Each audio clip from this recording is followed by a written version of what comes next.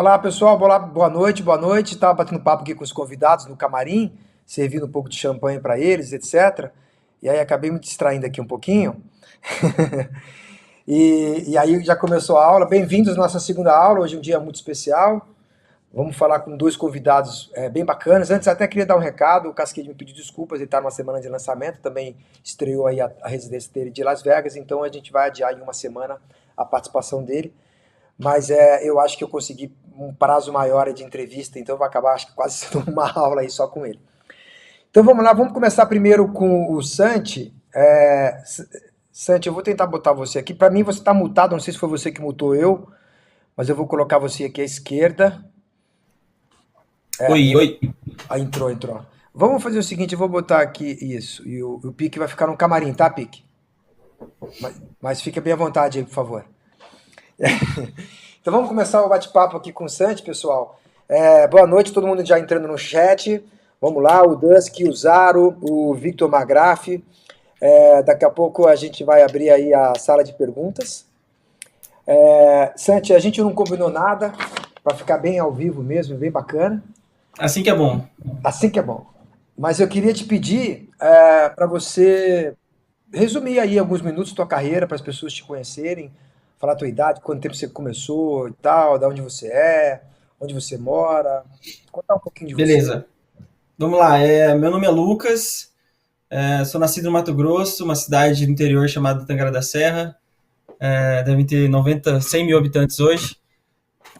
Cara, sou filho de um pai que gosta muito de música, que desde pequeno me ensinou a ouvir música boa. Tinha vinis do Pink Floyd e várias outras, enfim, sempre ouvi música boa.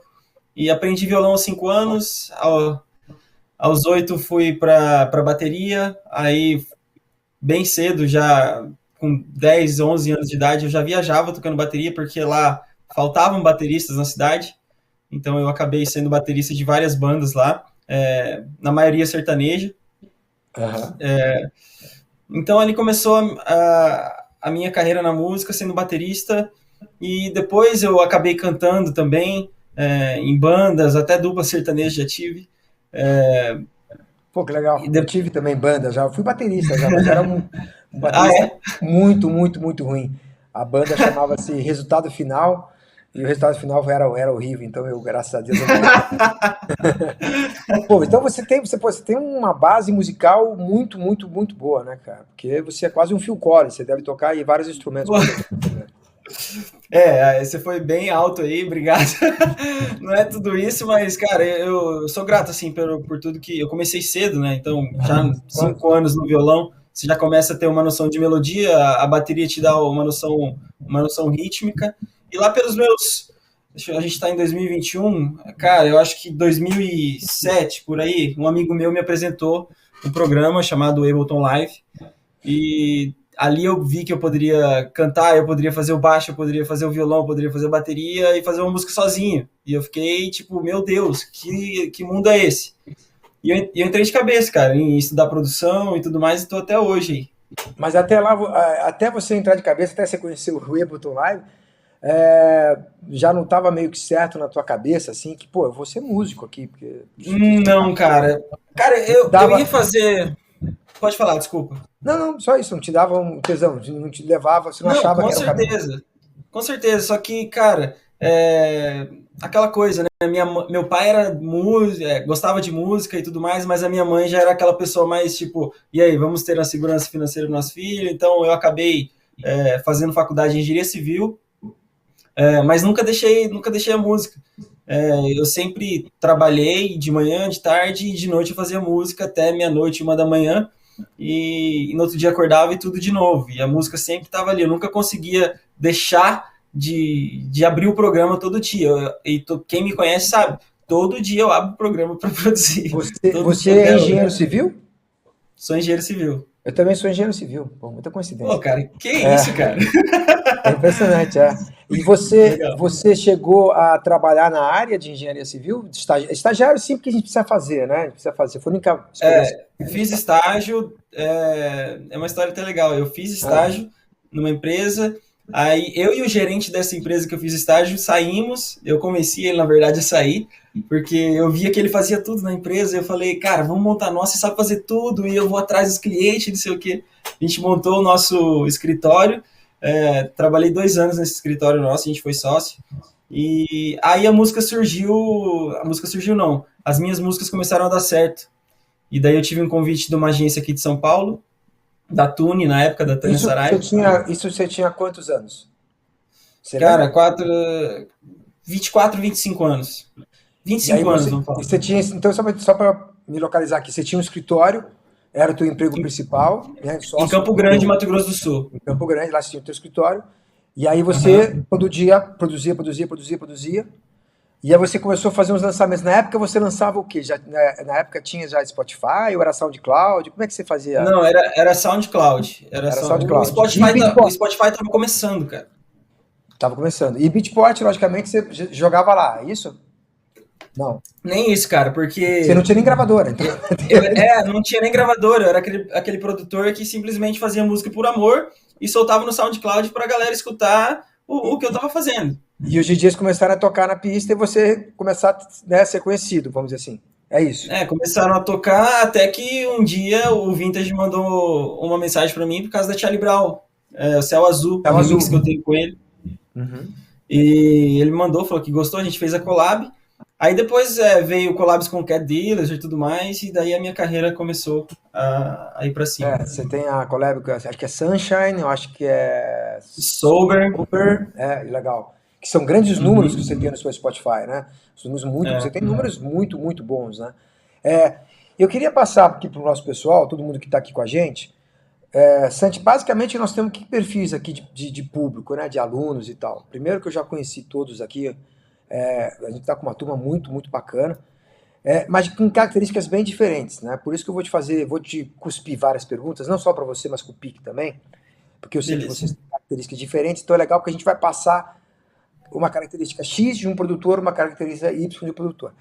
E então a gente tem aqui aluno que já tem um nível legal, nível, vamos dizer assim, pequeno, médio. Tem gente que tem um nível muito, muito bom, mas aí nós estamos, na minha interpretação, Santi, o que falta nele é music business, é um outro lado da carreira que ele precisa trabalhar, porque ele já produz, etc. E tem gente que está Uhum. começando, realmente começando, que você escuta e você percebe, não, tem um bom caminho para andar, né? Tá. Então, para voltar aqui, quanto tempo você acha que do primeiro dia que você pegou e fez o download lá do Ableton, para o primeiro dia que você começou a soltar uma música e ter um pouco de reação no SoundCloud, quanto tempo você acha que isso aconteceu na tua vida? Um ano, 2 anos, um mês? Cara, o meu foi mais. Foi bem mais. Eu acho que foram, assim, 5 anos, assim. Pra eu soltar algo que as pessoas. Que eu visse algum DJ tocar, ou que eu falasse, tipo assim, cara, isso aqui tá legal, e recebesse mensagens assim, sabe? E como é que você, Porque, como é que você fez para aprender o Ableton? Você entrou em curso de produção? Esses cursos que tem dessas escolas? cara, não, nunca fiz. Foi YouTube mesmo e livros, cara, de internet. Eu tenho, graças a Deus, eu sei um pouco de inglês, assim, então muitos livros de mixagem eu conseguia ler, assim, aprender uma coisa legal. Mas, cara, na maioria, assim, foi no YouTube mesmo e, cara, fuçando. É que nem eu tô aqui, bunda na cadeira, fone na cabeça e fuçando. E você começou então pelo SoundCloud. E em que momento? Eu sei que eu vou avançar e vou voltar, vou fazer uma série de Não, perguntas. vambora, vambora. Não tem frescura, a gente é brother, né? Uhum. E em que momento a música passou a ser a tua profissão número um, né? O teu primeiro ganha-pão? Com Cara, quantos isso foi anos e um. quanto tempo depois de você ter começado lá o primeiro press, primeiro play ali do Ableton? Você se Cara, lembra? vamos falar. A minha carreira como Santi, ela deve ter 4 a 5 anos agora. Então, vamos falar Antes se que chamava como? Lucas? Lucas Lorenzetti, Lucas Lorenzetti. Tá. meu nome e sobrenome. Então, cara, foram 7 anos, 8 anos aí, talvez 9, para eu começar, que foi o dia que eu saí do escritório porque eu entrei na agência Porque foi entrou na Tune, em São Paulo. Bacana. e começaram as gigs e eu comecei a faturar mais do que no meu escritório de engenharia. Ali se tornou, eu falei, cara, eu falei com e como eu tinha contado, eu tinha tirado o gerente da outra empresa, né? Pra ser E eu teu falei, sócio, cara, é o né? seguinte, agora deu certo na música. E, pô, ele era meu irmão, assim, um grande amigo, então ele Ah, entendeu, ele sabia que o meu grande amor era a música. Ele falou, Luquinha, vai, velho, vai embora, vaza, vaza, vaza. Ele falou, mas você ficou um então, tempinho fazendo as duas coisas, né? Trabalhando e fiquei, tocando fim de semana. Inclusive o Pique vai fiquei. falar dessa experiência dele também, que eu me lembro que ele fazia isso também. Dois corres, né? Exatamente. Era final de semana, viajava, porque como eu morava em Campo Grande, as gigs sempre. Então eu viajava mesmo para outro estado, outro lugar, e voltava, e dia de semana eu era engenheiro. Até que uma hora a balança financeira começou a desbalancear para o lado da música, e eu decidi viver só da música, que, pô, foi um dos dias mais felizes da minha vida. Eu quero tocar mais num assunto que você falou, porque agora que eu me lembrei que você mudou de nome, porque a gente na primeira aula a gente falou de. Eu tentei passar para os alunos que a gente precisa virar a chave, que a gente vai dar certo, mas que precisa de muita persistência, muito, muito, muito trabalho, mas também Muita, muita muita. inteligência. Não adianta trabalhar Uhum, sem inteligência, e é por isso que eu estou humildemente transmitindo meu conhecimento desses 15, 16, 17 anos aí, para passar as uhum. novas ferramentas que a gente tem que usar hoje. Você mudou de nome por quê? Foi um Cara, momento que você falou, cara, vou mudar por causa do som, porque esse nome não tá legal. Qual foi o que que foi o estalo que te fez? A agência falou, não, porra, esse nome aqui tá uma merda, cara, muda esse nome, por favor. na verdade, como eu tinha collab com o Vintage, e o Vintage era da Entourage, eu cheguei a visitar a Entourage antes de entrar na Tune, e o Ardite falou pra mim, cara, Lucas Lorenzetti, muda isso, cara, vai para Eu um acho outro legal o nome, nome. cara. Eu acho legal também o Lucas Lorenzetti, mas o Santi hoje eu acho melhor. Eu acho que, cara, Bom, quando alguém for. A dica que eu dou, assim, para quem tá buscando um nome e tal, eu acho que você tem que buscar um nome fácil, que as pessoas vão falar, tanto o português quanto o gringo vai falar de uma forma fácil, tipo assim, Santi, Senti, eles vão falar, então é muito simples, não é algo que eles vão sofrer para falar, entendeu? E, cara, na verdade, o meu nome é muito fácil, né? Eu juntei Lucas Lorenzetti dos Santos. Aí, Santos eu peguei o San, e Lorenzetti TTI eu peguei do Lorenzetti. Daí eu fiz entendi. Santi, que é uma homenagem pro pai e pra mãe até. E Pô, ficou fácil, cara. ficou. Mas não foi tão rápido, viu, velho? Eu lembro que pra eu decidir esse nome assim, foi tipo uma semana, assim, que eu peguei o caderno e, cara, escrevi. Aí tentava fazer uma login, ver se ficava legal com o nome. Aí, pô, você tenta várias coisas, Modern Machine e não sei o quê.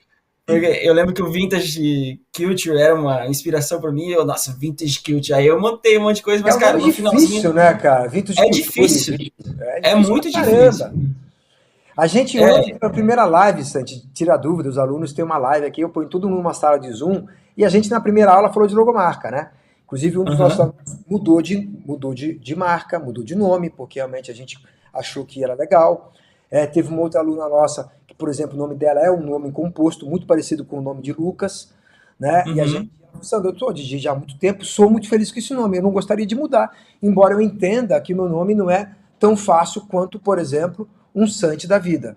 Então, assim, eu aham. gosto do nome, lógico, Lucas Leonardo, acho um nome bonito e tal, mas não tenha dúvida que Santi é 100 milhões de vezes mais comercial, mais Concordo. fácil. Sim. E business é business, a gente precisa, o que eu brinco com os alunos é que, pô, a gente precisa ser 10, nota 10 em todas as áreas. E a área Uhum. logomarca, para mim, você tem 10.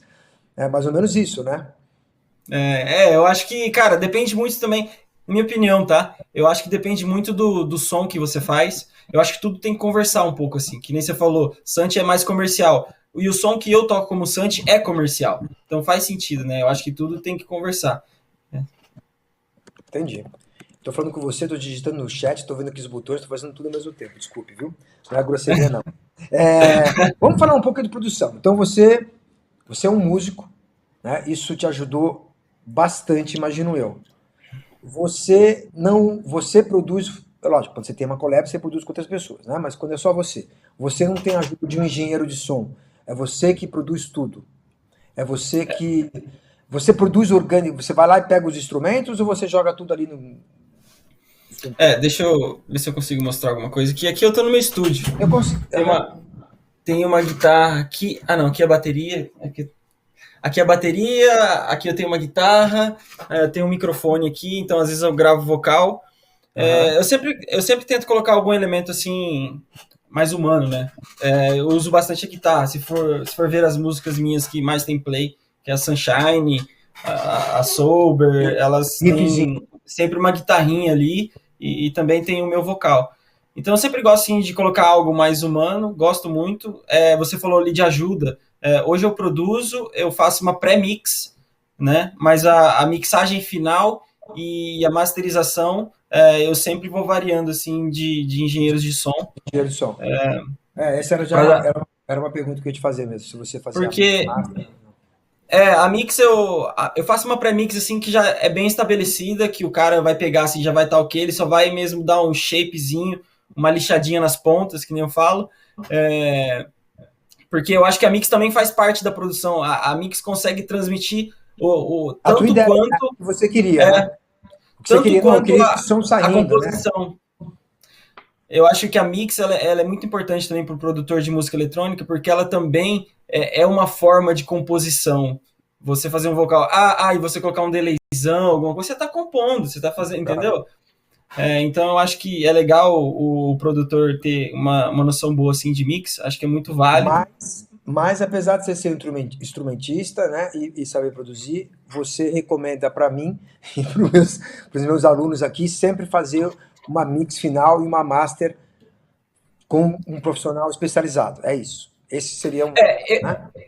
Eu acho, eu conheço pessoas que fazem a master assim, e cara, soa super bem, eu acho que é tranquilo, mas eu acho que eu sou muito crítico assim, com essa parte, e eu gosto de estar 100% profissional, alinhado e tudo mais, e eu prefiro focar mais na parte de criação, de criatividade, porque essa parte é um pouco mais técnica, vamos falar assim, um pouco mais chata, Uhum.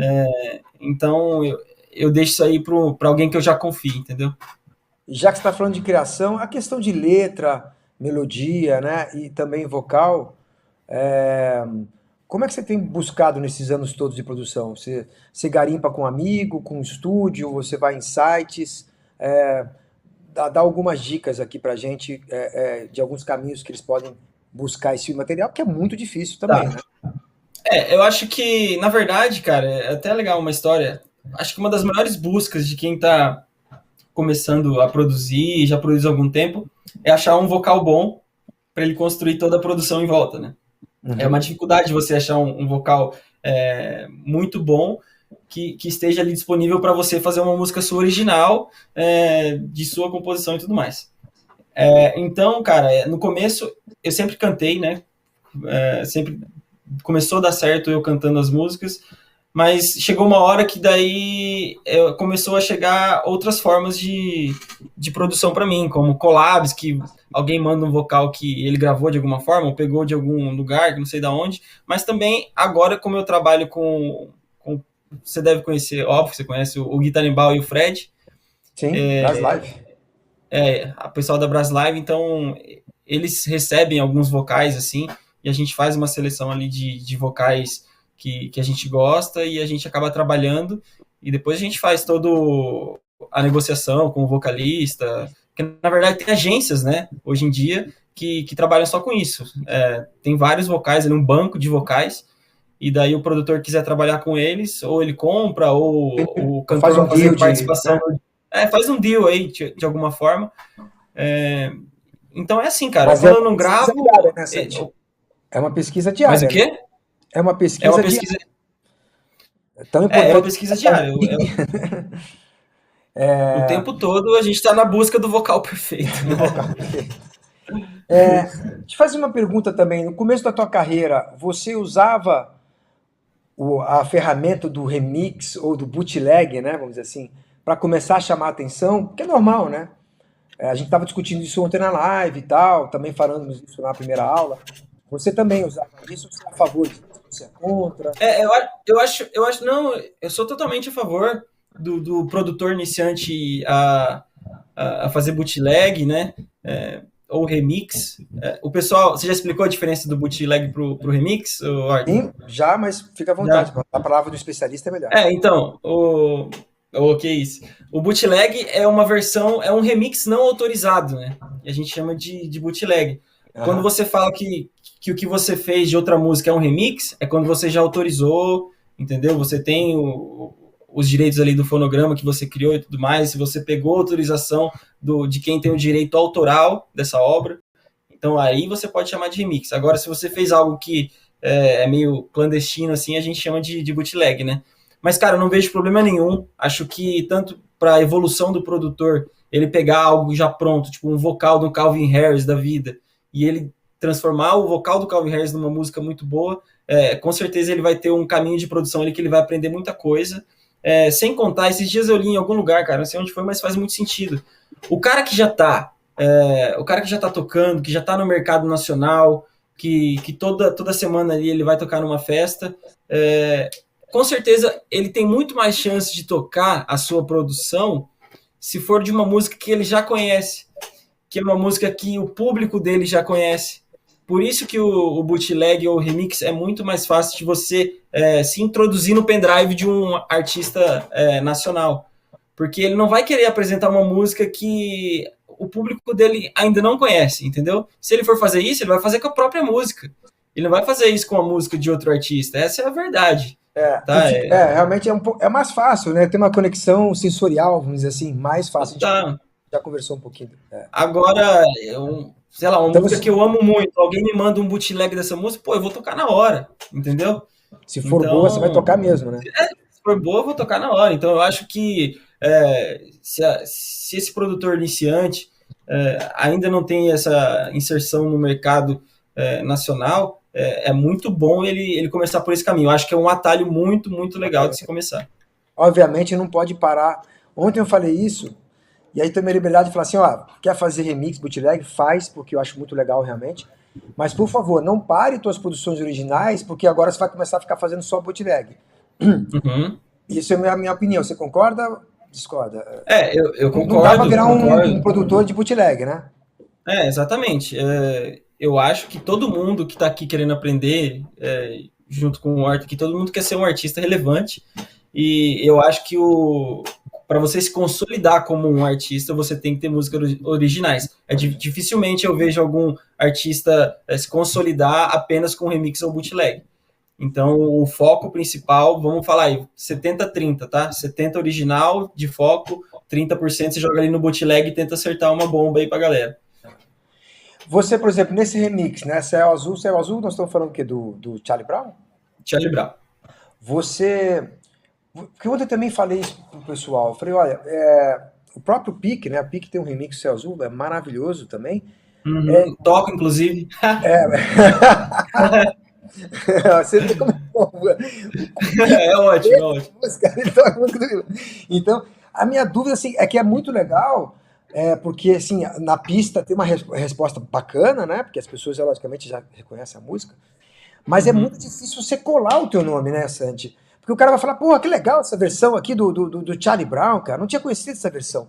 O cara não vai dar Shazam ali, vai ter dificuldade, ele não vai falar, pô, esse cara aqui é do Shazam. Então, é legal, mas assim, você não consegue, vamos dizer assim, chupar todo o benefício do bootleg, né? É isso. Com certeza é muito difícil, porque a primeira coisa que vem na cabeça das pessoas é o artista original. Se a música já é conhecida, o autor da obra já vem na cabeça das pessoas. Um exemplo nosso aqui é o Charlie Brown. Pô, essa música do Charlie Brown é muito legal. E agora imagina só na minha situação ainda, porque eu fiz o remix com o Vintage. Então todo mundo falava remix do Vintage. Claro, entendeu? Lógico. Então, para mim, fazer uma entrevista era dupla dificuldade de você Deu uma ter conhecido e falar, cara, então, cara, eu acho que por isso que essas pessoas estão aqui, eu acho que ninguém melhor que você aí, Horta, para ensinar as pessoas a pegar e sugar todo esse suco aí dessa laranja. Mas é difícil, cara, mas é possível, tá? Porque a nossa carreira, poucos eu acho que é do dia pra noite, assim, é uma escadinha eterna, que a gente sempre tá crescendo. Então, cara, extrai um pouquinho aqui, depois faz outro, extrai mais um pouco, a hora que você junta tudo, dá uma jarra.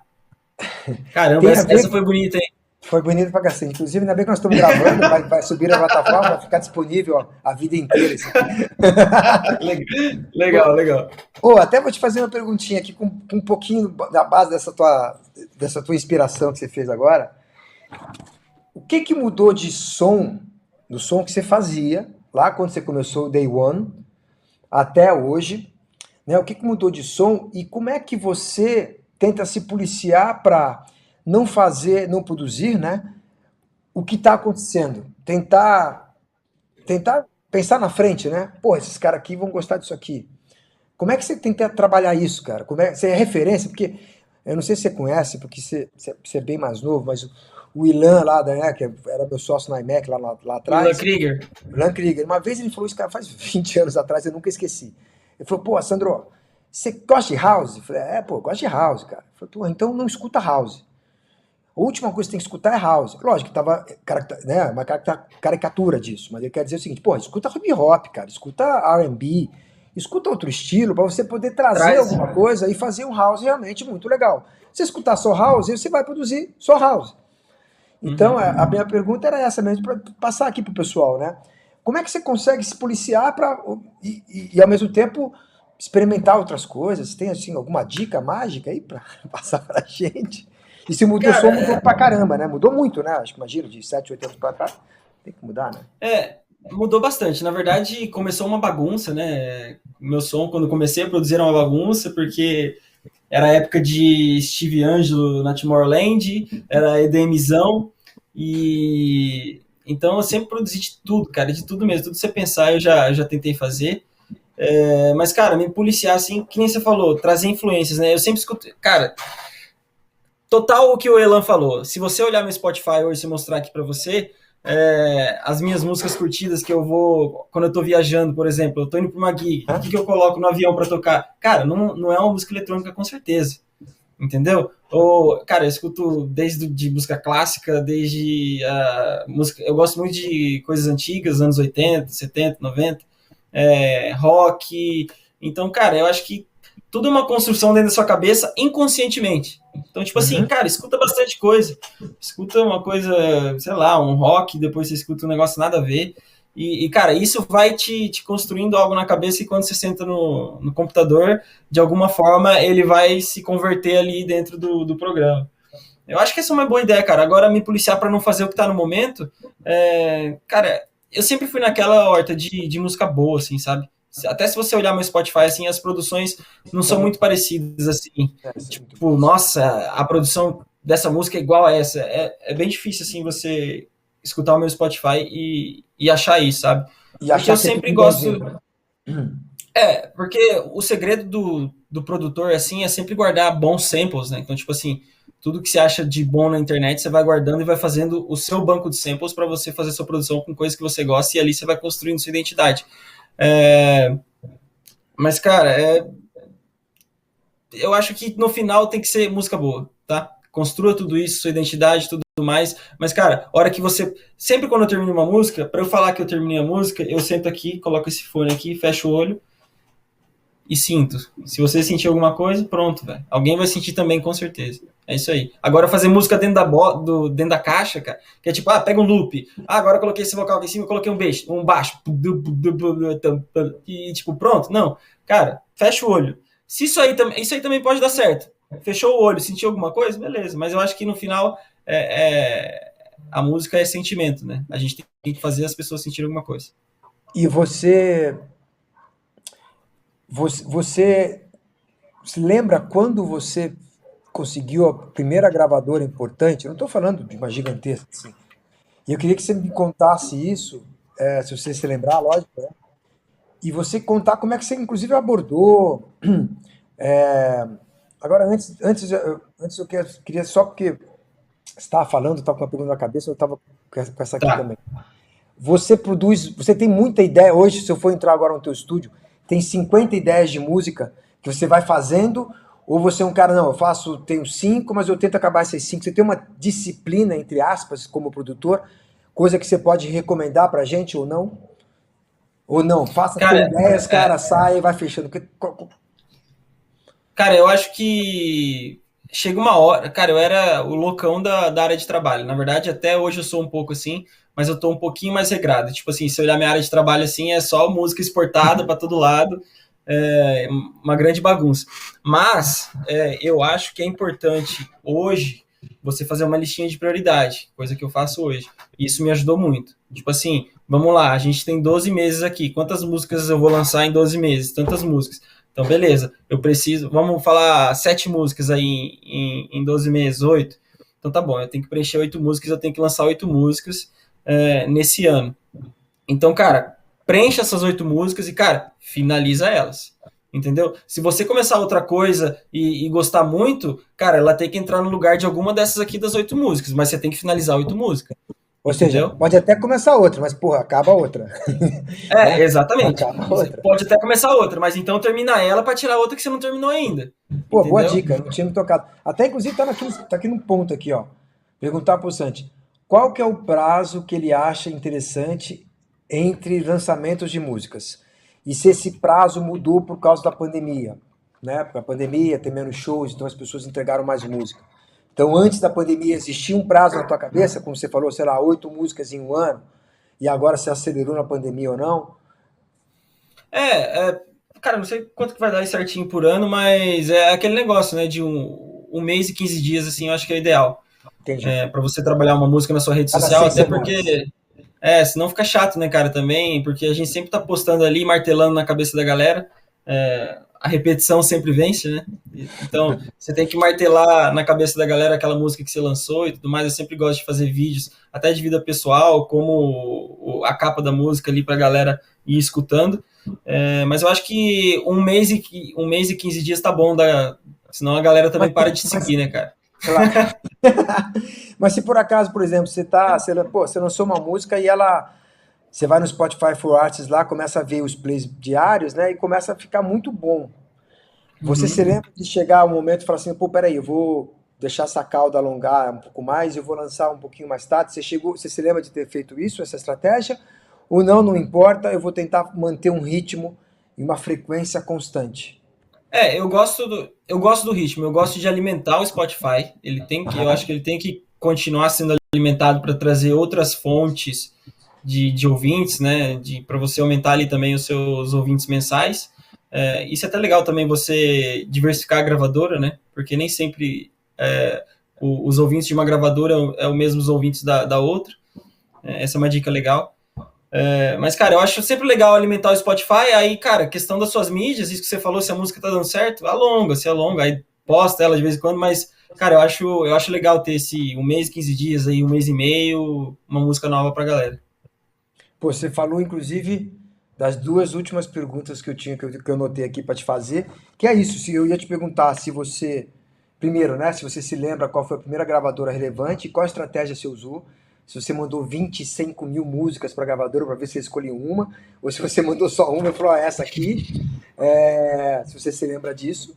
E a segunda pergunta era sobre a tua gravadora. Se você é uma pessoa que lança geralmente por várias gravadoras, porque gosta de fazer esse teste, gosta de navegar em públicos das gravadoras, ou se você não, eu sou um cara de, eu gosto de uma gravadora só. Então essas duas perguntas que eu queria te fazer. Cara, no começo, né? Que nem eu Ah, falei, eu colocava você se música lembra? no. Então, eu lembro da minha história, assim. No começo, que nem eu falei, eu colocava no SoundCloud lá e eu sempre mandava para algumas gravadoras e tudo mais, mas sempre era negado, assim.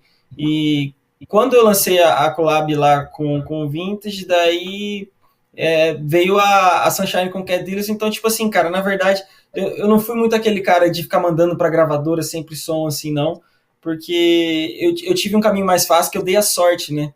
Sim. Eu dei a sorte do Vintage gostar de uma música minha e me dar um start na cena. Então, Ah, aí, como eu tinha collab com o Cat Dealers, eu lancei a primeira música da Hub Records, que foi a Sober, ela foi a primeira música da Hub. aham. Então, ali começou e, tipo assim, eu posso falar que foi um pouco mais tranquilo para mim. Eu não precisei ficar mandando e-mail para gravadoras, assim, e tudo mais. Eu não vou mentir aqui, eu não fiz Claro, não, isso, não. claro. Porque não sei se foi o Adriano ou o Matheus, cara, do Fancy Inc. na primeira aula, falou pra gente, olha, também não adianta você que está começando sair mandando música para as grandes gravadoras sem você ter uma discografia, sem você ter um histórico. Porque o cara vai entrar lá e falar, pô, peraí, não tem nem perfil do Spotify ainda, porque não lançou música, vamos dizer assim. Ou tem uma Sim. música e tal. A não ser que realmente o cara mande porra, o hit do século, Uhum. tem uma predisposição das gravadoras mais importantes, fala, não, calma, deixa ele jogar mais futebol. Né? Cara, Você, entre aspas, você usou a tua discografia, entre aspas, foi teu histórico, né? Você pegou duas collabs muito boas e hoje você tem... tipo assim, eu falo pro produtor, cara, eu acho dificilmente o cara com, sei lá, 6 meses ali, 8 meses de produção, ele vai ter uma produção no nível legal de estar numa gravadora grande, tá? Eu vou ser bem sincero. Eu, na minha opinião, acho que um produtor com 6, 8 meses ainda não consegue ter um nível aí, sem ajuda de ninguém, um nível profissional para estar numa gravadora grande. E às vezes você perde tempo criando expectativa que você vai se frustrar, entendeu? Mandando para gravadoras maiores e sendo negado, e às vezes até te fazer desistir de um sonho seu que está ali na frente.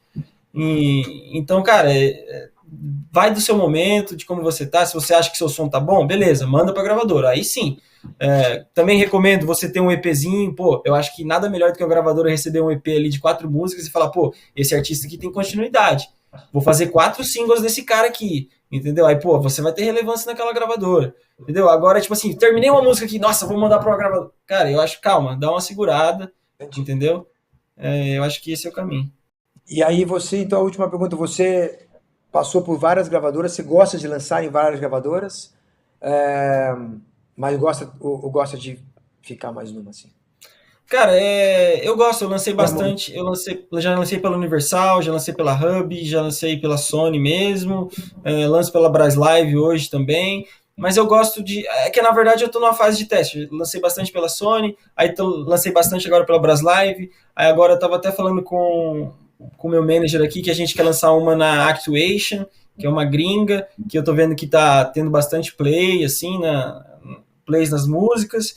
Então, eu acho que é isso, cara, diversificar, e a hora que você encontrar alguém, tipo assim, a hora que você encontrar uma gravadora que te valorize e ofereça alguma coisa para você, um contrato de exclusividade, aí você vê se vale a pena e vai para cima. Mas eu acho que é legal você variar assim de acordo com o som que você tá fazendo. Legal. Muito, muito obrigado. Eu te enganei, não era a última pergunta, na verdade, é agora. O que você, em um minuto, tentasse dizer aqui pra gente? Quais são as tuas dicas, né? Para quem está começando ou para quem cresceu um pouco, mas chegou num platô e não consegue crescer demais. Então, se você pudesse resumir aí, sei lá, 30 segundos, um minuto, o que você... Tá. Eu vou falar aqui o que eu penso, o que eu consegui aprender aí nesses anos de produção, nesses anos de mercado. Viajei o Brasil inteiro, conheci vários contratantes, conheci várias agências, fui de 3 agências, né? Então, cara, eu acho que o principal para um artista hoje ser relevante no mercado de música eletrônica, ele tem que ter música, tá? Ele tem que ter música própria. Não importa se você vai produzir, se você vai pegar, vai achar um amigo que produz e vai chegar nele e falar, vamos fazer música junto. Se você vai contratar alguém para fazer música para você, não importa. Você tem que colocar sua identidade de alguma forma na música, porque eu acho que é isso que vai te levar a um lugar maior e vai fazer você subir de elevador. Porque, cara, desculpa, às vezes eu posso ofender a galera que só Não, toca, tá. mas não, é porque eu falo assim, cara, fazer um set bom em uma festa, isso não vai te consagrar, isso não vai fazer você. Porque tem cara que só pensa em tocar, né? Festa ali, às vezes mulheres e não sei o que e tudo mais.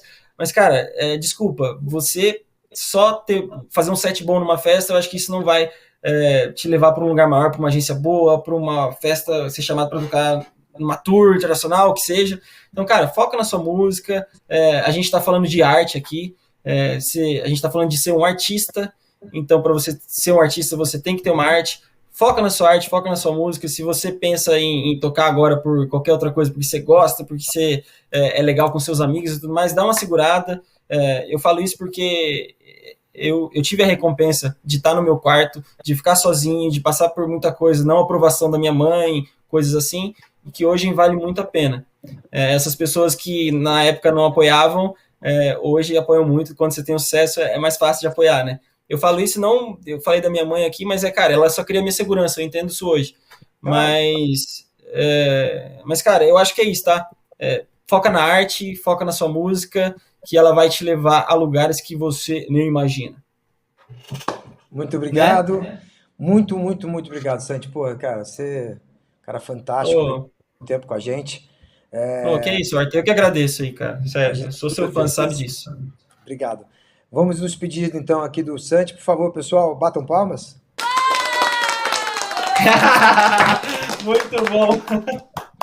Beijo, Valeu, fica com pessoal. Deus Obrigado a aí. todo mundo que assistiu aí. Tamo junto. Valeu, Valeu, Horta. tchau. Vamos então trazer aqui, senhoras e senhores, o pique caiu. Por favor, pique, se você estiver aqui escutando, entre de novo aqui no programa, que aconteceu algum problema aqui que caiu. Vou mandar aqui um áudio aqui pro pique, só um pouquinho. Ah, tá chegando já, tá chegando aqui. Tá chegando aqui. Piquezito, pique. Aqui, vamos lá. Está sem Tô na som? área. Agora Agora tá. sim. É, você caiu e eu tava te ligando já. Tava te ligando. O que tá Pô, acontecendo aqui?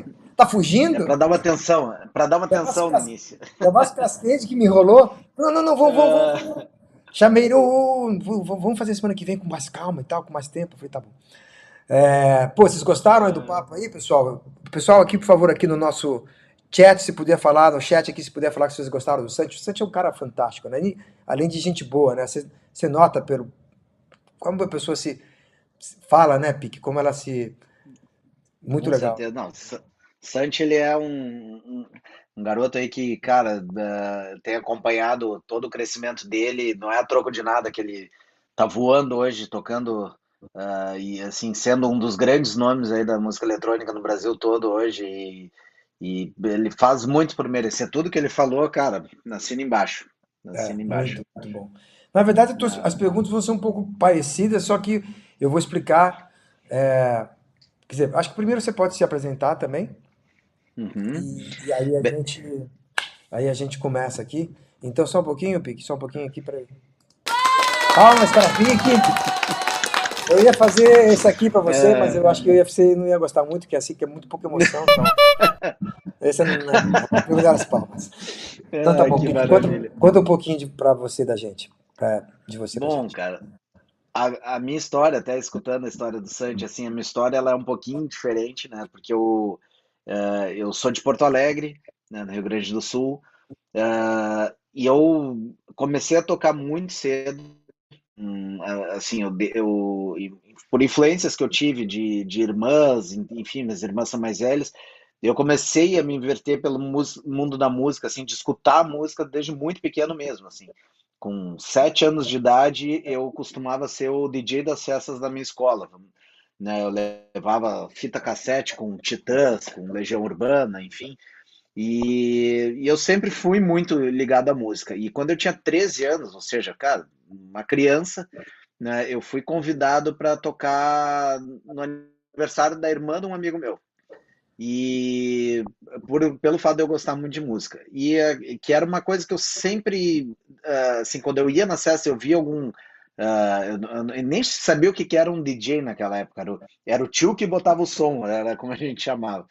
E eu sempre gostava de ficar olhando e tal. E aí eu fui convidado para tocar nesse aniversário e eu tinha 13 anos de idade. Aquilo foi uma coisa que marcou a minha vida, assim, de uma maneira muito forte. E desde então eu comecei a ser DJ mesmo, assim, em festas da escola, festas de amigos tal. E até quando eu tinha ali uns 17 anos, por aí, mais ou menos, eu recebi uma oportunidade de tocar numa festa grande em Porto Alegre, que era uma festa que existia, chamada Quebra Tudo, que era uma festa que reunia 6, 7 mil pessoas em Porto Alegre. E foi um convite assim de última hora, porque o DJ faltou, ele ia faltar, uma festa de Natal, e 2 dias antes ele avisou que ele não ia poder tocar. E eu conheci um dos organizadores, ele falou, cara, não quer tocar na festa? Eu, pô, é aquela a chance assim, o cavalo passando encilhado.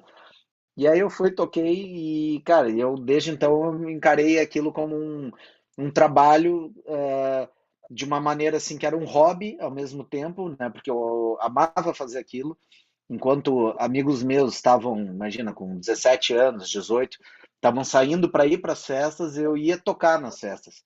E na época eu nem dirigia ainda, ou seja, então eu tinha que montar o som da festa, tocar na festa, desmontar o som da festa, era uma função enorme, mas que, nossa, isso me trouxe assim, uma escola gigante. E era uma época que o DJ diferente de hoje em dia, o DJ não tinha status algum, né? O DJ era aquele que ficava escondido no canto assim onde nenhuma pessoa da festa via o DJ, né? Ele tinha o trabalho de fazer a seleção musical da festa, mas sem aparecer. E eu, desde então, eu peguei essa fase, isso foi mudando, o DJ foi ganhando status, e naquela época eu tocava de tudo, tudo mesmo, assim, eu tocava desde, tinha CD do Sabadão Sertanejo, que eu usava para tocar, CD do El Chan, tocava reggae, tocava dance music, tocava de tudo, né, e aos poucos eu fui conhecendo a house music, que daí foi lá pelo ano de 2000, quando me apresentaram a house music, e aquilo meio que mudou minha vida. Enfim, esse foi meu início. E aí, você se apaixonou pela house music, você ainda ficou um bom tempo, né? Porque nós estamos falando de 2000, você ainda ficou um bom tempo, Pi, que é conseguindo ter uma carreira de muito sucesso sendo um DJ, né? A pressão para o artista de produção musical, de ter músicas, etc., era uma realidade realmente toda diferente do que é hoje. Como o próprio Santi falou, tem que ter Exato. música, música, música, música. E o que eu queria até passar aqui para os alunos é que eu pensei, quando eu formatei essa aula, eu pensei em convidar você e o Santi, porque o Santi, lógico, é instrumentista, etc., tem todo esse histórico dentro da família, né? E tem você, que é uma pessoa que tem uma experiência muito, muito, muito grande, né? E você não é aquele instrumentista nato ali que nasceu, Nada. etc. Né? E aqui na nossa turma, a gente tem todos esses perfis. Tem gente que eu acredito, posso estar falando errado, que eu acredito que não vai querer. Eu mesmo, se eu tivesse na situação ali, por exemplo, de um aluno meu, eu não ia querer me dedicar um tempo aprendendo a extrair o máximo possível que tem dos softwares, dos plugins e tudo que sai novo, etc, etc. Eu ia pegar o meu tempo e ia dedicá-lo em achar músicas legais, com vocais legais, com letras legais, dentro da minha sonoridade, escutar muita música para poder pegar como referência, tentar também produzir coisas lá para frente, antes que, né, não produzir o que está acontecendo hoje, mas o que vai vir, vamos dizer assim. E aí eu queria que você passasse isso para a gente, né? Como é que é a tua forma de trabalho que você foi gerando ao longo dos anos, porque a pressão para ser, né, produtora e ter música foi crescendo no Brasil, como no mundo todo. Como é que é a tua forma de trabalho? Para mostrar para as pessoas que sim, não tem problema se você não sabe de core sorteado a mexer no Ableton. Acho que eu Exato. queria começar com essa pergunta e aí depois a gente ia batendo papo aqui e É, vamos levando. não, eu acho que isso faz todo sentido, até o que o Santi falou no final, né, com a pergunta assim, o que que precisa para um DJ ter sucesso, que é produzir. Eu concordo muito, porque isso foi uma coisa que o mercado mudou. O mercado do que ele era, se pegar aí 15 anos atrás, porque ele é hoje, ele mudou completamente. Não só nessa questão do status do DJ, que não existia, e hoje em Os dia o cachês, né? DJ Aumentaram pra caramba, o tudo. DJ é um superstar, assim, a gente pode pegar um Alok como referência, que hoje em dia participa de um Faustão da vida, que tá lá, sabe, programas assim de TV com audiências absurdas, né, lotam um estádio inteiro, então assim, mudou completamente. E sem contar também que o DJ, acho que isso, um dos que foi um grande responsável foi o David Guetta, né, que ele conseguiu trazer a música eletrônica pro mainstream, assim, fazendo parcerias lá com Black Eyed Peas, com isso, com aquilo, começou a trazer a música eletrônica para inserir no meio das pessoas, do dia a dia. Rádios que a gente escuta, enfim, que antigamente nunca cogitaram tocar música eletrônica, hoje em dia tocam. Então tudo isso mudou. Realmente, como eu vim de uma fase que a produção não era algo necessário, né, assim, ou pelo menos assim, existiam, obviamente, DJs que produziam também, mas não era uma coisa assim que era super comum, eram poucos DJs que produziam. E isso começou aos pouquinhos mudar, até por facilidade de questões técnicas, né? De softwares, de cursos, disso, daquilo que começaram a facilitar muito o acesso à produção. Mas eu dentro do meu trabalho, eu já vinha numa levada assim que eu tocava muito seguido, né? Assim, todo final de semana eu tocava, e eu não tinha conhecimento nenhum assim de produção, meu conhecimento era nulo.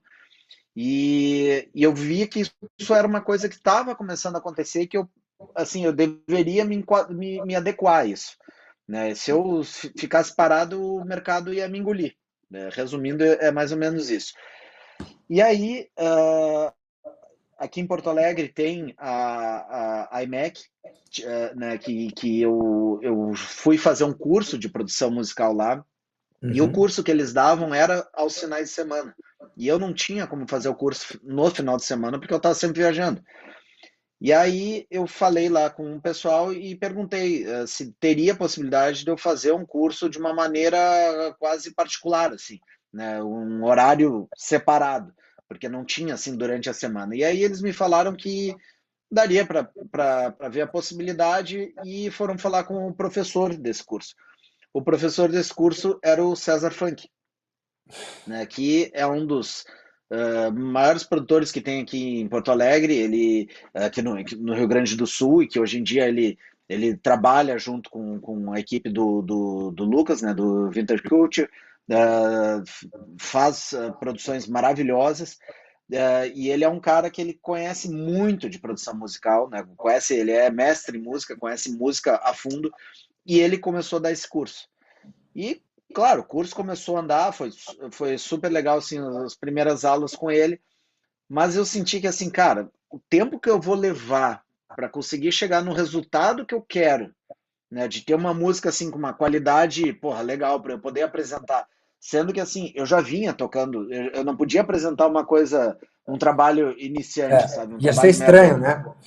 Ia ser ia ser estranho, né? estranho. Tocando em festas Eu- importantes e vem com uma música com uma qualidade bem feita. Exato. Eu precisava já ter trabalhos, assim, legais para apresentar.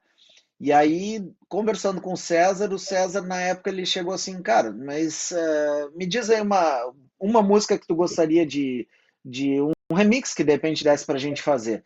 E eu tinha algumas acapelas da Motown, da gravadora Motown naquela época, e uma delas que eu tinha, eu gostava, era do Marvin Gaye, I Heard to the Grapevine, que era uma música que eu pensei, cara, dá pra gente fazer uma versão. Naquela época, o house que eu tocava era um house mais soulful, né, que é uma linha que hoje em dia praticamente não se toca mais nas pistas, mas era a linha que eu tocava naquela época. E a gente pegou e começou a trabalhar durante a aula em cima dessa produção. Ao invés de ficar aquela coisa bem didática, bem curso mesmo, assim, faz isso, depois aquilo, tal. A gente não, Mas vamos vamos aplicar passar aqui por a cima. aula nessa música, vamos produzir essa música Exato. aqui na aula. E uma maneira de que eu fosse aprendendo fazendo, entendeu? A ideia era mais ou menos essa. E, cara, a gente fez acho que foi umas 2 semanas, a gente fez um bootleg, né? Como o Santi falou, não é um remix oficial, a gente até chama de remix, mas ele é um bootleg. Aham. E esse bootleg, cara, eu gostei tanto do resultado que eu pensei, cara, eu preciso repassar ele para alguns DJs que eu tenho como referência dentro do meio da house music, né? Que são caras que eu considero que tocavam essa linha de som. Um deles era o Memê, que, porra, dispensa apresentações, um dos maiores produtores brasileiros. E o Memê estava naquela semana fazendo uma excursão na Ásia. E eu Uhum. mandei a música para ele. E o Memê, cara, ele se encantou pela música, pela minha versão do Marvin Gaye. E ele começou a tocar ela nas festas de lá e foi muito estranho, porque naquela época eu não me lembro qual era a rede social que eu usava, era tipo MySpace, era alguma coisa assim, eu não me lembro qual era a rede social. E pessoas da Ásia começaram a me adicionar. Então, porra, eu pensei, cara, tem algum link aí, entendeu? Assim, é, como é que as pessoas estão me adicionando assim do nada? Né? E outra coisa que o Meme fez, que para mim eu tenho como um troféu para mim até hoje, é que o Meme ele era muito amigo do Frank Knuckles, que é o pai da house music, e o Meme gravou um chat entre os dois, e o Meme põe a minha versão do Marvin Gaye para tocar no chat. e tem a imagem do Frank escutando a música e curtindo, assim, elogiando ela e falando, pô, isso é muito bom, tal. Cara, aquilo ali pra mim, assim, foi incrível, sabe? Assim, ter um feedback desse, assim, de uma primeiríssima produção que eu tinha feito, já ter esse retorno. E o outro retorno que eu tive, que eu mandei essa música também pro Grant Nelson, que é um DJ inglês, que para mim também é uma das referências que eu tenho, né, na house music. E o Frank e o Grant tem ainda um programa que é o House Call, um programa, não sei se é mensal, enfim, e que ele também adorou tanto a música que ele falou, cara, eu vou abrir o próximo programa com a tua música. E sem eu pedir nada para ele, eu tinha mandado assim para ele escutar a música. E ele abriu o programa cara, DJs assim que eu sempre também sempre admirei, curtiram a música e começaram a me mandar mensagem pedindo ela. Então, assim, juntou tudo isso, eu falei, cara, tá aí o caminho, sabe? Eu não vou, assim, óbvio, fazer o curso, tudo, é muito legal. Eu não tenho dúvida que eu vou aprender e tal, mas assim, talvez eu vá levar muito tempo para conseguir chegar no resultado que eu gostaria, se é que um dia eu vou chegar. Eu acho que eu vou fazer com o César uma parceria com Entre ele. aspas, Pique, é quase como pô, um gesto de humildade até, né, cara? Fala, pô, peraí, pô, eu sei que eu posso chegar, mas vai demorar muito, então eu decidi Claro. fazer um outro tipo, um outro caminho, né? Não, um amigo meu ele tinha uma pizzaria, ele me deu uma vez ele falou uma coisa para mim que eu até uso como exemplo. Ele falou assim, cara, eu sou dono de uma pizzaria. Saber fazer a pizza para mim, óbvio que é importante, sabe? Afinal de contas, eu sou dono, eu tenho que saber quanto que eu estou gastando com cada ingrediente, né? Como é que é o preparo da pizza e tal. E isso é importante. Mas eu não vou ser o cara que eu vou ficar lá fazendo a pizza no dia a dia. Então eu tenho que ter um bom pizzaiolo. Esse é o negócio que eu tenho que contratar. Tem que saber contratar o bom pizzaiolo. Obviamente, o bom pizzaiolo tem que passar no meu crivo. Ele tem que fazer a pizza daquela maneira como eu entendo que ela tem que sair. Mas não necessariamente eu vou ser o cara que vou botar a mão na massa. E isso aí, a gente dá para fazer uma analogia nesse caso também, porque é mais ou menos isso que acabou acontecendo, né? Com o César, assim, eu me senti muito confortável em ter essa parceria com ele, e é uma parceria que, isso aí foi lá na- acho que foi pelo ano 2000, mais ou menos, 2010, mais ou É menos, isso. 2009, 2010, é. Então, cara, já tem aí mais de 10 anos que a gente trabalha juntos, né? E tudo, absolutamente tudo, de uma coisinha ou outra que eu fiz assim, mas o grosso mesmo, sempre o César teve envolvido, né? Foram trabalhos que a gente fez juntos, que quem botava a mão na massa mesmo era o César, né? E eu trabalhava assim, junto com ele, meio que como como é que eu posso dizer? Não Quase vou como se fosse não um sei se é técnico. Ah, pô, eu isso não, aqui. eu ia falar a palavra diretor, porque eu que digo qual é o caminho que eu quero que aquilo siga, né? Mas a parte técnica mesmo de conhecimento, né? Qual o elemento botar, se tem que gravar isso, aquilo, geralmente era o César que fazia. Claro, Então era um trabalho que nós fazíamos em conjunto. mas na prática, por exemplo, ele vai lá e desenha uma linha de baixo. Aí você pega, escuta, você fala, putz, cara, não é isso aqui que eu estava pensando. Você até Uhum, pode não conseguir falar ou explicar 100% do que você imagina. Mas porque se eu não me engano, você tinha uns encontros semanais, ou 2 vezes por semana, você sempre exato. ficava lá com ele, né? E aí você senta e fala, ah, tá bom, tá aqui essa música, vamos começar a fazer essa música aqui. Você achou um sample, ou trouxe um sample, ou mostrou para ele um sample para ele poder ir atrás e pegar. E aí você sentava lá e falava, ó, César, cara, mostra a linha de baixo. Bum, bum, bum. Não. Aí você começava, Uhum, e aí vai, até uma hora que você fala, putz, é isso mais ou menos que eu tinha imaginado. É isso? É exato, assim que funcionava exato. o dia a dia, vamos dizer assim? Exatamente. E muitas vezes aconteceu assim de é, volto a dizer, eu sem o meu conhecimento técnico, cara, eu tinha na cabeça um elemento, um timbre, alguma coisa de alguma música que eu tinha como referência que às vezes eu queria incluir naquela música que a gente estava fazendo. Se eu não conseguisse me expressar muito bem, eu pegava aquela música e tocava, falava, cara, eu É quero isso que eu ia mais ou menos falar. isso aqui É isso aqui que eu quero. ali. Entendeu? E aí eu me lembro até hoje, a primeira vez que a gente usou um cowbell. né? Que cowbell é um instrumento que eu nem sabia o nome cowbell, eu nem sabia o que era o cowbell. E eu tive que mostrar para ele assim, eu falei, cara, eu queria esse barulho dele. Ah, o cowbell, deu cowbell, daí eu gravei, entendeu? Então eu fui aprendendo aos poucos, trabalhando com ele, né? Foi assim que foi indo. Eu hoje em dia eu não me considero um produtor que consiga assim fazer uma puta canção sozinho nem nada, sabe? Eu realmente ainda tenho muitas coisas que eu precisaria desenvolver mais, né? Mas eu sei exatamente o que eu quero e eu sei o que eu entendo que pode funcionar ou não. Né? Em collabs que eu fiz com outros DJs, ou assim, até mesmo volta e meia eu recebo tracks de DJs querendo a minha opinião sobre elas, e eu dou a minha opinião exatamente como eu daria para o César se eu estivesse trabalhando com ele. Às vezes eu falo, cara, aqui falta. De repente podia trocar esse timbre do baixo, poderia botar aqui um sub na track, poderia fazer alguma coisa. Eu dou a minha opinião, que é uma opinião mais rasa, vamos dizer assim, não é uma coisa tão técnica, até de plugins e tal, não sei o quê, mas eu consigo passar o que eu sinto da música. E como o Santi disse, a gente precisa escutar e sentir a música. E isso é o principal, né? E aí você escutava depois, né? Vamos dizer assim, ele acho que ele te entregava lá um balso, alguma coisa assim, aí você ficava escutando, voltava lá na semana seguinte e falava, cara, esse trecho aqui tá errado, isso Muitas aqui não vezes. vai ter. E aí é assim. Cara, muitas Você. vezes. Eles usavam Ableton? Era Ableton? Ou era Ableton, uma. Ableton. Assim, o César ele tem, ele usa vários softwares, ele pode usar outros softwares também, mas o que ele sempre se sentiu mais confortável em usar era o Ableton, então a gente sempre produziu em cima dele. Você usou e usa, né, bastante essa ferramenta também, esse instrumento aí, que é o bootleg, né, Pique?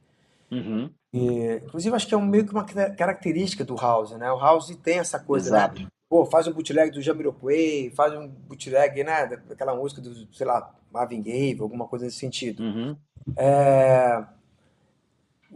Você também concorda com o Santi de que esse pode ser um caminho bom para quem está começando? Ou seja, Sem sombra de dúvida. Porque isso daí, cara, até se a gente for pegar, a gente falou tanto do Vintage aí. O Vintage começou fazendo bootlegs. O bootleg dele do Cazuza, por exemplo, cara, foi é uma isso aí, do das. Cazuza. Foi Bad Balanço, não foi? Exatamente, foi uma das coisas que impulsionou ele para ele se tornar um cara conhecido. Né? E é aquela coisa, se ele com um bootleg ele consegue uma certa projeção, O ele Vini daqui a foi pouco. The Wall, né, do Pink Floyd. O Vintage foi Bad Exatamente, Balance, que eu amo para um caramba. exatamente. É. Então é bem assim que a coisa surge. Só que, claro, tem que saber o momento certo. E uma coisa também que eu vi que vocês estavam conversando, que é a questão, tá, ok, eu faço, no meu caso, por exemplo, com a Céu Azul, que eu também fiz um Isso. bootleg dela.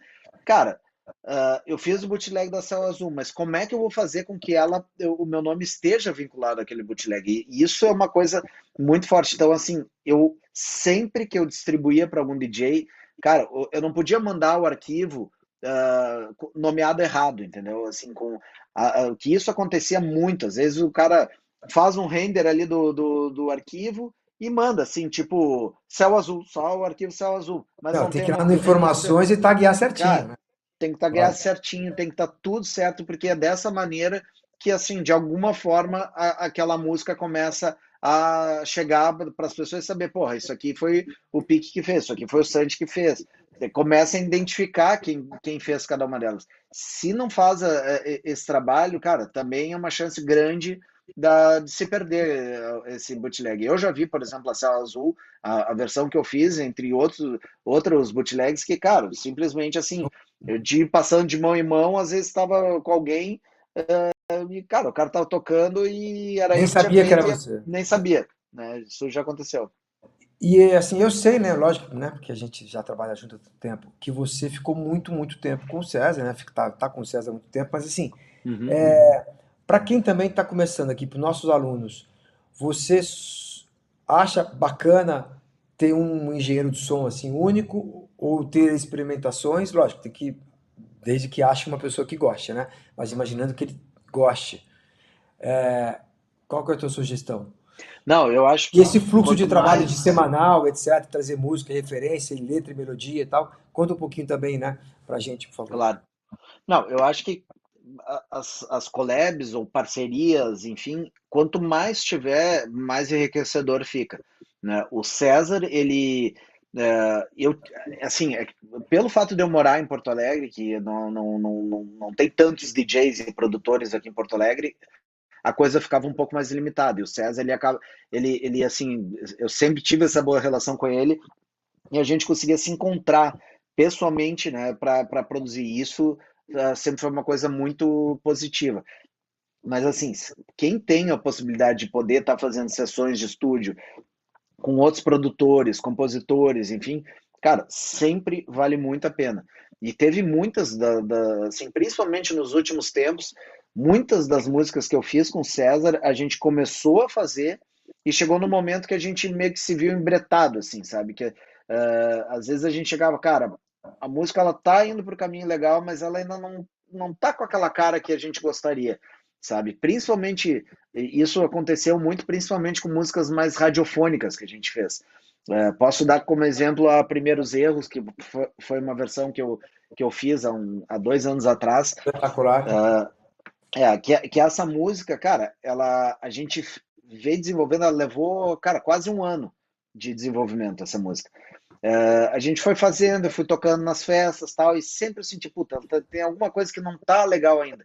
E eu comecei a largar essa música na mão de outros produtores, não para eles fazerem remixes dela, mas para eles sugerirem o que eles achavam que podiam fazer a mais na música, assim, de melhorar. Troca um baixo, troca um pad, sabe? Eles iam dando sugestões. Algumas das sugestões eu descartava e falava, não é por aqui. Mas às vezes eu comecei, não, isso aqui tá legal, isso aqui tá soando legal. E ela foi ganhando corpo até ela ficar com o resultado final, né?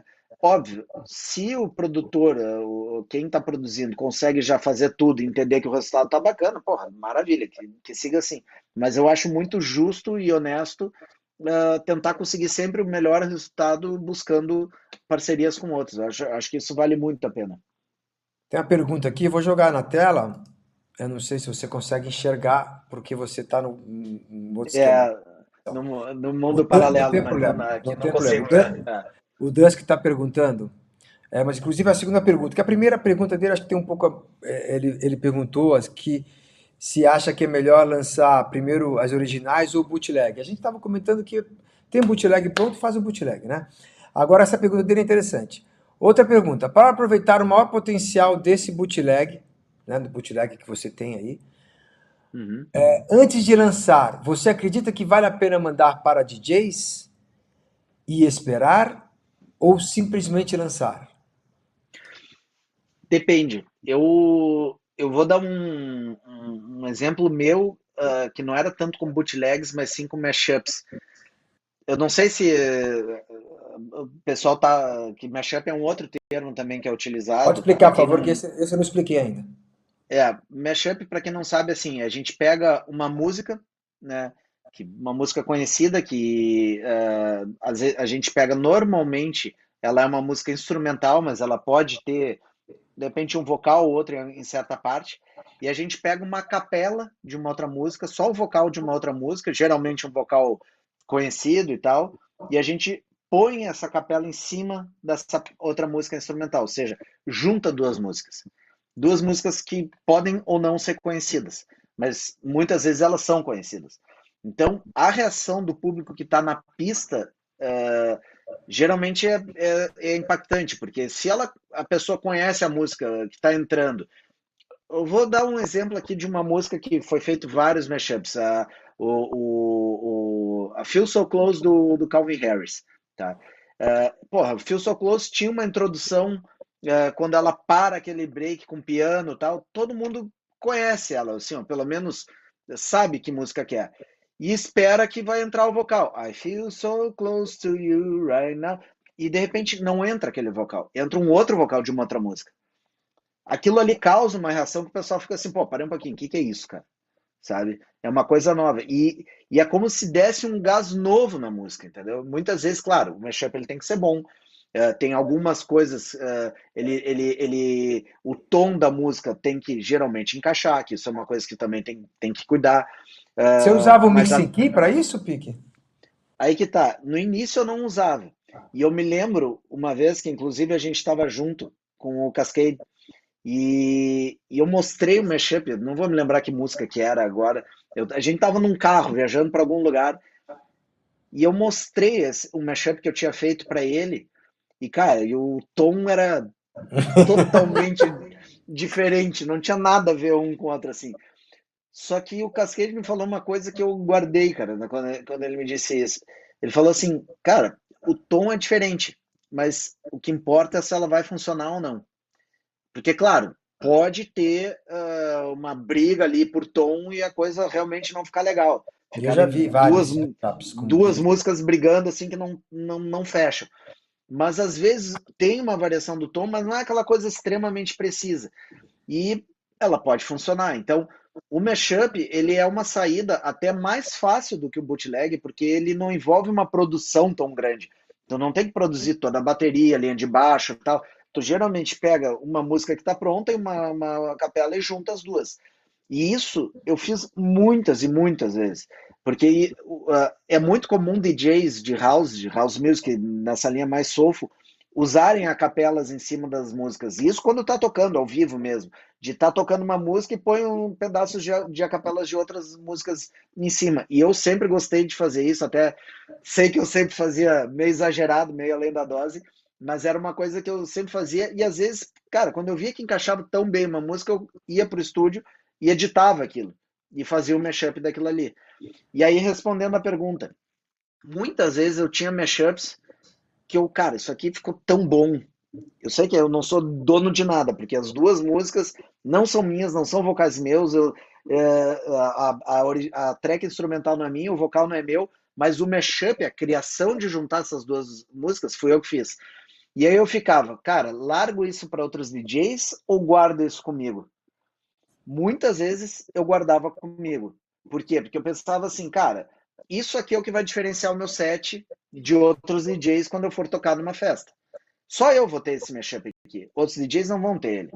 Então eu poderia guardar. Mas, dependendo, cara, se, porra, chega um DJ que eu sei que o cara tá tocando em altas festas para outros públicos, daqui a pouco se eu largo esse mashup na mão do cara, obviamente, o mesmo critério, tagueando certo, deixando meu nome ali para que entenda que eu que fiz aquele mashup e tal, vale a pena largar na mão do DJ. Então, eu acho que cada caso tem que ser analisado. Eu, muitas vezes, segurava os mashups comigo, tocava um tempo, e depois de um tempo eu começava a compartilhar com os DJs.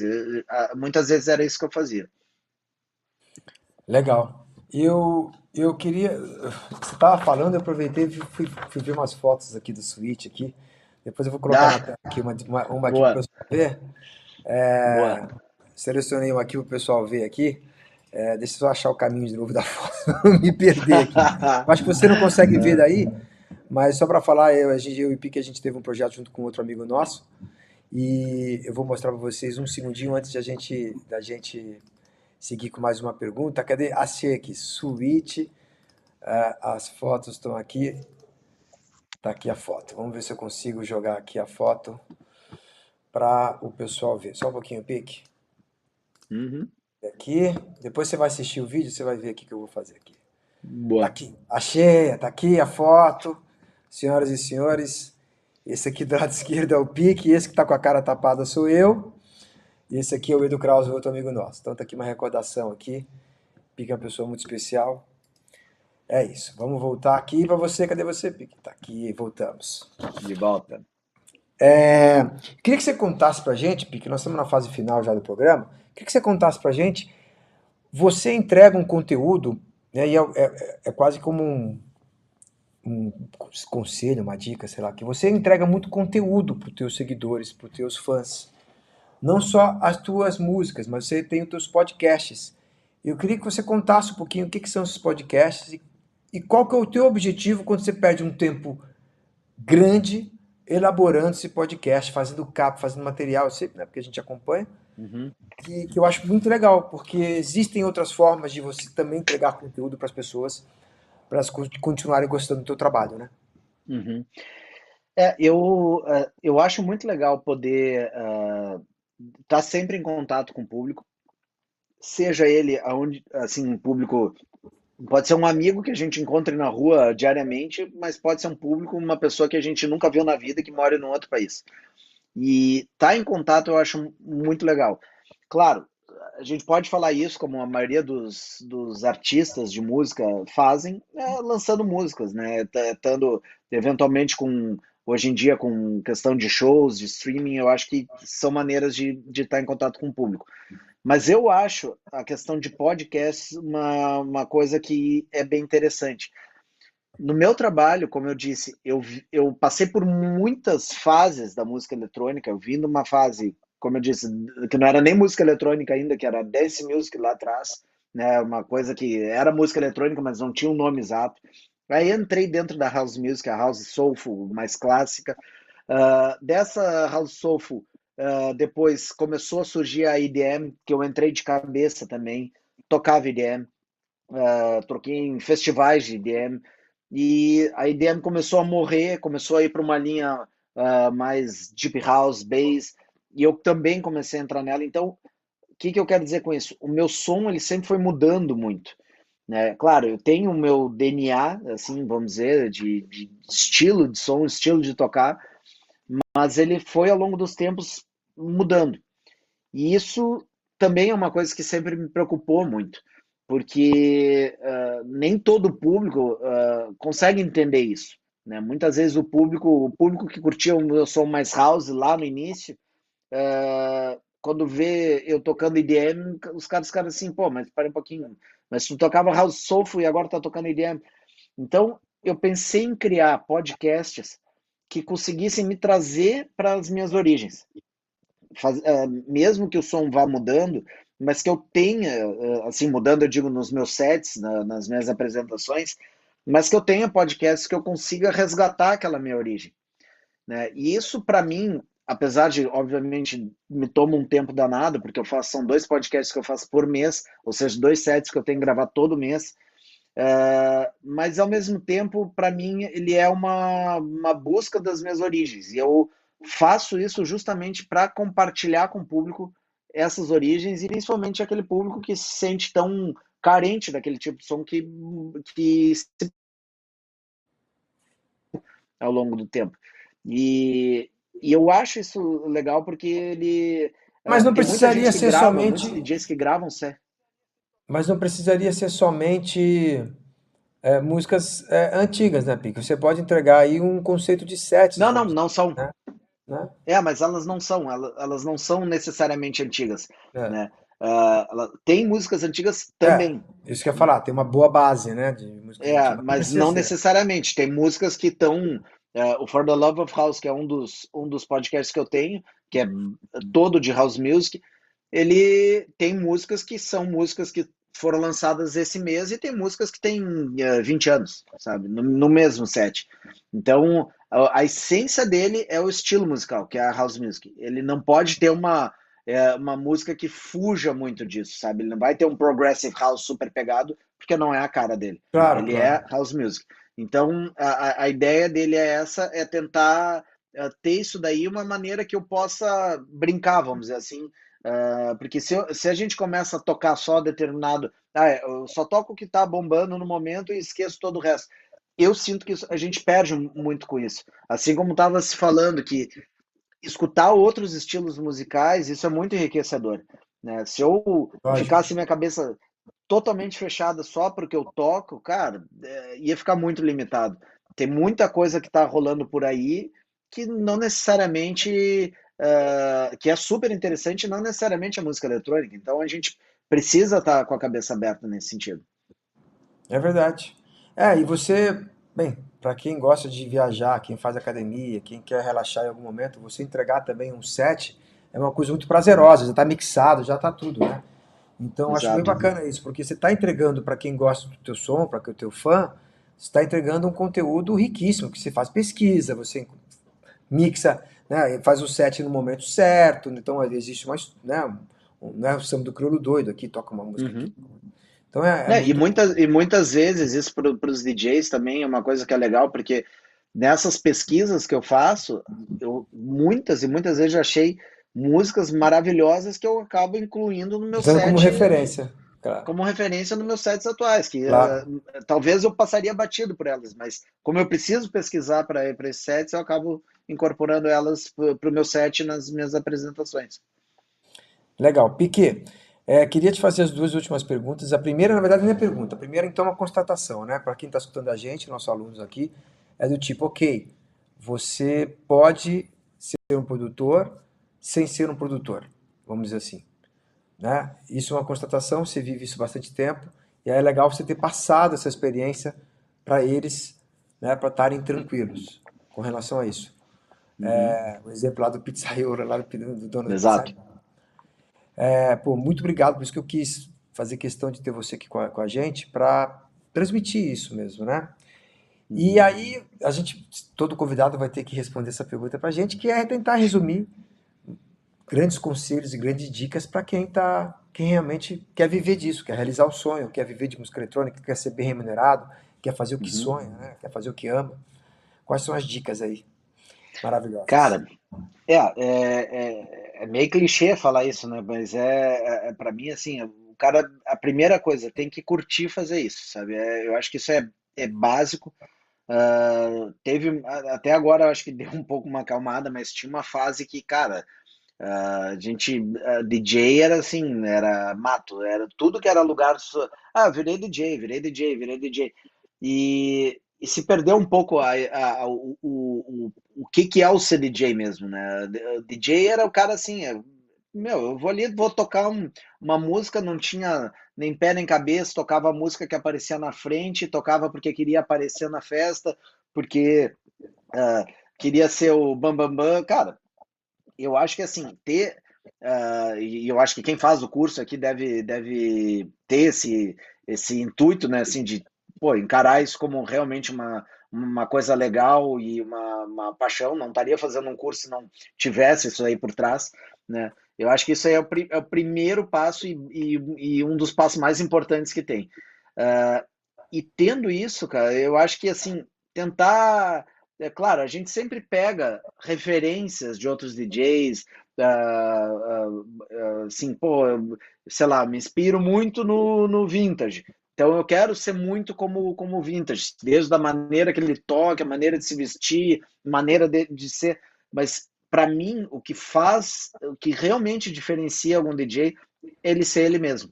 E isso que é o clichê da história, que, cara, não é fácil as pessoas comprarem a ideia de um DJ ele sendo ele mesmo. A gente tem que contar essa história e essa história tem que ser atraente para quem vai ir numa festa, para quem vai escutar a música, enfim.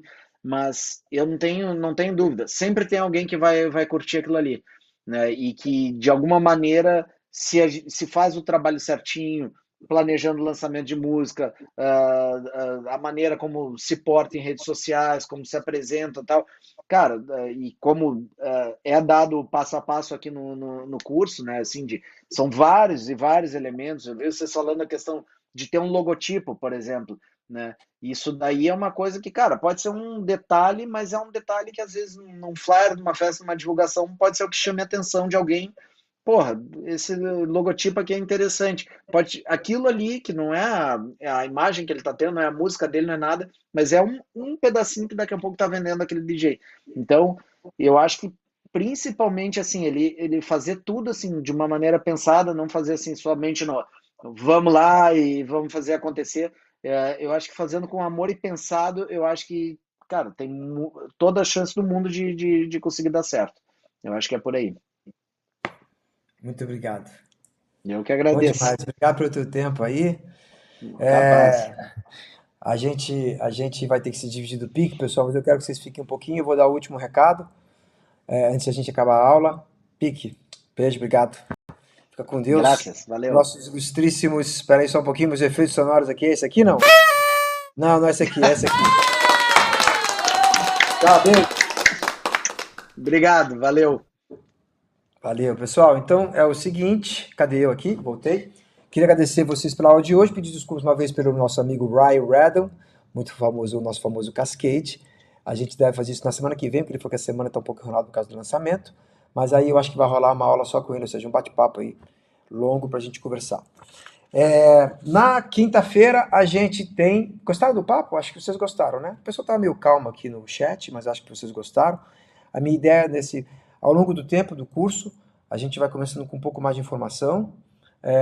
Na quinta-feira, agora, dia 24, a gente vai ter o Beer Schwanka, que é da Fabriec. Ele faz mix e master para vários artistas nacionais e internacionais.